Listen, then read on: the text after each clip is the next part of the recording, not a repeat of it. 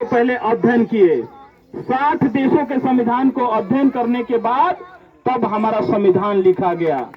आज यह संविधान विश्व का एक ऐसा संविधान है, विश्व का विस्तृत संविधान, दुनिया में सबसे कोई विश्व का विस्तृत संविधान है तो भारत का संविधान है।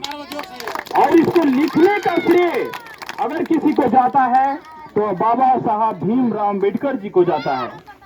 आप ही के द्वारा इस संविधान में मौलिक अधिकार और मौलिक कर्तव्य को जोड़ा गया, जिस मौलिक कर्तव्य में छुआछूत, जातिगत भेदभाव, तमाम तरह की और 6 वर्ष से 14 वर्ष तक शिक्षा के अधिकार को दिया गया। तो बाबा साहब भीमराव अम्बेडकर जी कहा करते थे कि शिक्षित बनो, संघर्ष करो, संगठित रहो।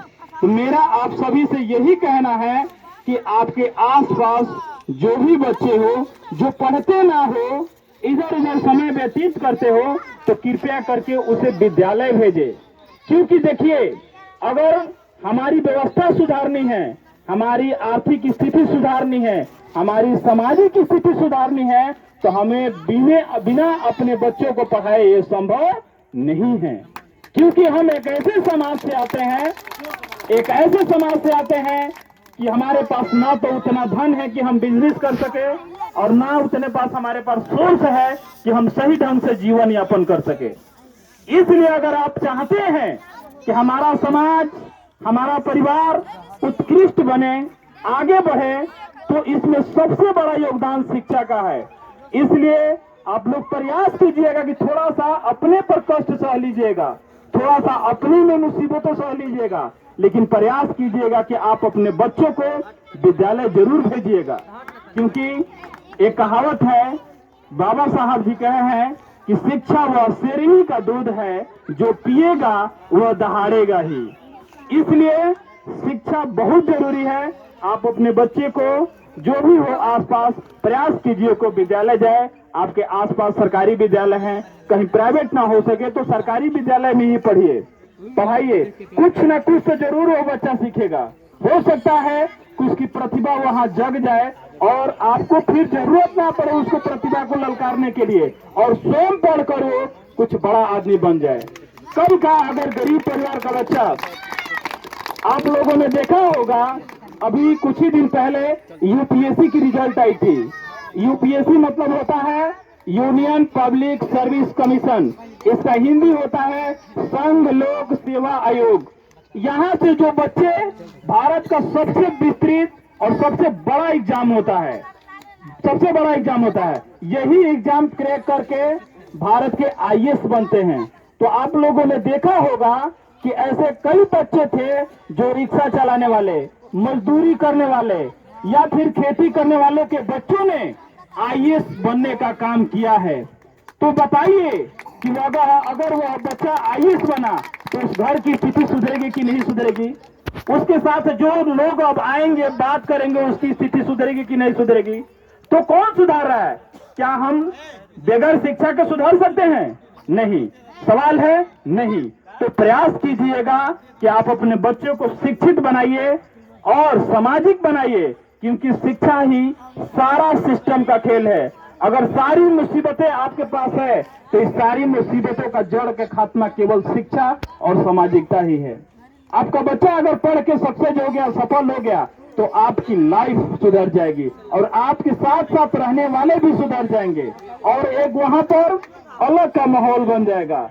अगर हम बगैर शिक्षा के थोड़ी बहुत हम भी कंजूसी करते हैं कि हम लोग थोड़ी बहुत लालच में, थोड़ी बहुत पैसे का लालच में अपने बच्चे को हम विद्यालय नहीं भेजते हैं, या फिर हम लापरवाही करते हैं कि अपने बच्चे को इधर उधर खेलते हैं, फिर भी हम डांट कर उसे स्कूल विद्यालय नहीं भेजते हैं, तो ये हमारी गलती है। मैं आप सभी लोगों से हाथ जोड़ के रिक्वेस्ट करूंगा, अनुरोध करूंगा कि कृपया करके आपके आसपास ऐसे कहीं भी कोई बच्चा हो तो विद्यालय जरूर भेजने का काम कीजिए।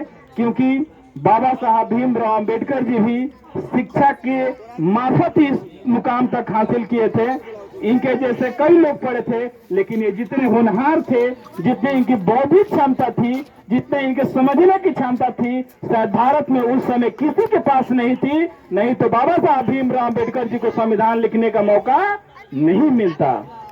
तो यही कारण था कि बाबा साहब भीमराव अम्बेडकर जी को इस बुद्धिमत्ता के कारण, इस तेज के कारण इन्हें संविधान लिखने का काम मिला, पढ़ने का काम मिला, जिस कारण ये संविधान लिखे। आज हम उसी संविधान की बदौलत आज हम अपने देश में अमन चैन के साथ जीते हैं। अगर हमको कोई कुछ बोल देता है, कोई मार देता है, तो उसकी प्रशासनिक व्यवस्था होती है। अगर यही संविधान नहीं होता तो ऐसा कुछ नहीं होता, क्योंकि आज संविधान है, आपको कोई नहीं गाली दे सकता है, ना कोई शब्द बोल सकता है। अगर आप बोले, आप 112 डायल कीजिए, प्रशासन आएगी, कार्रवाई करेगी। तो ये ताकत किसकी है?